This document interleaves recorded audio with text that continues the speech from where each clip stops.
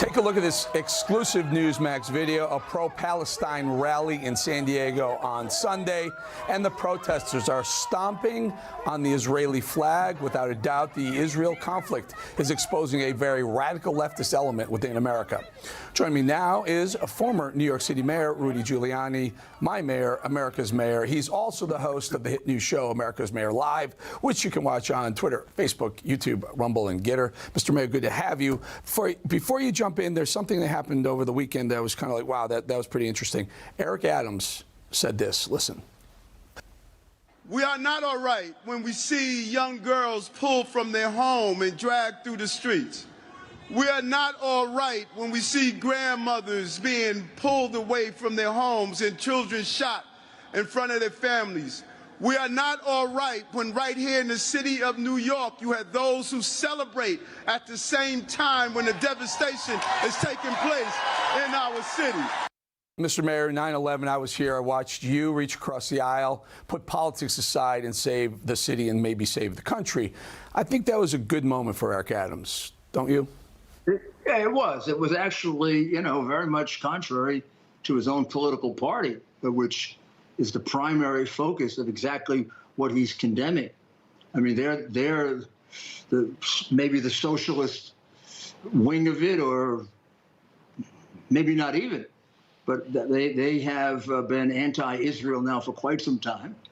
And they have pretty much blamed the whole situation on Israel, despite what we all saw with our own eyes, with the invasion by Hamas being maybe one of the most brutal in the modern world.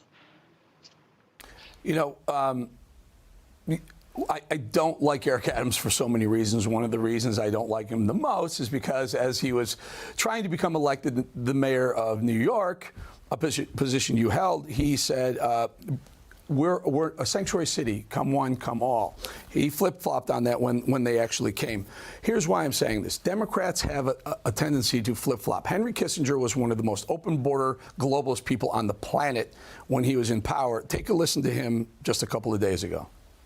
It was a grave mistake to let in so many people of totally different cultural and religious and concepts, because it creates a pressure group inside each country that does that. Isn't it the same thing when you have an open border and you bring all these illegals who don't know the culture, don't speak the language, you populate our major cities with them? Why don't these liberals see it for what it is prior to the bad things happening? Well, first of all, I think there's a great deal of self-interest because these are the people they hope are going to vote for them. Remember, New York City under Eric Adams has already voted to allow non-citizens to vote. And that was done a year and a half ago before these numbers got to be so big. I mean, that's extraordinary, but also happens to be unconstitutional. So it's not going to happen. But, I mean, they kind of give away their motive, right? They need the Democrat Party, the modern Democrat Socialist Party, needs a dependency population in order to survive, because they really are socialists and communists, and they need people who are dependent on them that they can brainwash. Well, you can't do that for too long when people are here. They kind of move away from you as it's happening. So, I mean, it's in their interest to bring in people that they can manipulate. Mm. And then, unfortunately and tragically, there are very evil elements in the world that take advantage of that, like the Chinese communists, like the terrorists, like the Mexican cartels with fentanyl. So they bring in these people who theoretically want to work or go on welfare even.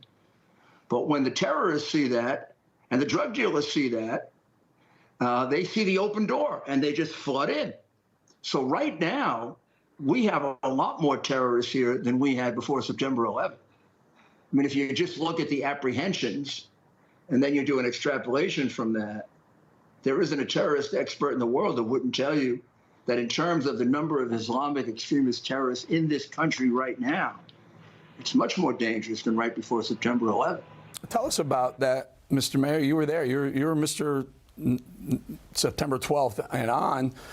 We just caught 2 Iranians at the southern border that were on the terror watch list, too, in the last 48 hours. How many have gotten through? Do you think we're going to see another mass 9/11 scale type terror attack, or are we relegated to lone wolves? What are your thoughts? We're not relegated to lone wolves. I mean, I don't know if Christopher Wray has ever been right about anything, but his concern with lone wolves is a little ridiculous when you consider that for 2.5 years, our door has been wide open to any Islamic extremist terrorist who wants to walk in here. The chance of being caught is probably about 1 in 4, 1 in 5. If you get caught, you get returned. But believe me, they're paying, the Islamic terrorists are paying their partners, the Mexican cartels, big money to get in secretly. So for everyone that gets apprehended, bare minimum, at least one comes in without being apprehended. So if we've had about 6 or 7 million come in that have been apprehended, we've had about 6 or 7 that come in that haven't been. Well, and by the same token, sir, we've caught 150 people on the terror watch list. So you're telling me, it could be 700, 800, 900, could be 1,000. Okay, if we caught 150 people on the terror watch list, bare minimum, we got about 400,000 that we didn't catch. I'm hoping we don't need Mayor Adams to be Rudy Giuliani 2.0. I really am hoping, because I'm hoping so too. And but I'll tell you, it would be no thanks to Joe Biden. Joe Biden has made this country in so many other respects. Let's hope not in the respect of terrorism. That's not even a political comment. That is just pure common sense logic right there. That's not even politics. You're open border, you're catching criminals, you're catching terrorists at the border. You leave the thing open and bad things are going to happen, folks. Rudy, appreciate your time. Rudy Giuliani, everybody. Eric, as usual, excellent job. Thank you, sir. Thank you.